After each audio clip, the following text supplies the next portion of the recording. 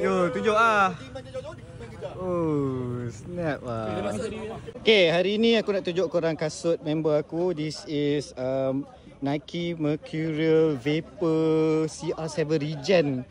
Ini merupakan kasut, design kasut yang CR7 officially debut as professional footballer tahun 2005 tak silap.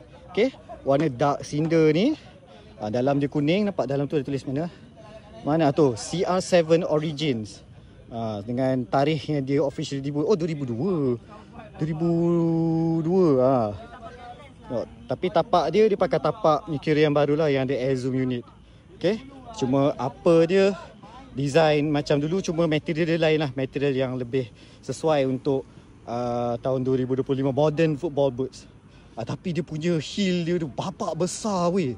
Kau boleh makan cereal dalam ni kot. Kau tuang cereal, kau tuang susu, kau boleh makan macam mangkuk. Aku tak tahu kenapa. Dulu punya Mercury kan dia, Mercury standard lah, macam dia narrow sikit kan. Yang ni aku tak tahu kenapa dia besar. Tapi ni bukan salah aku, salah member aku. So, ada tak korang yang dapat kasut ni? Ini kalau kau buat collection ni, baik ni.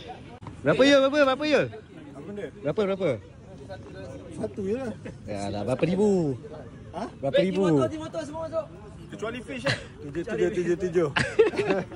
So what do you guys think about Nike Mercurial Vapor CR7 Origins ni?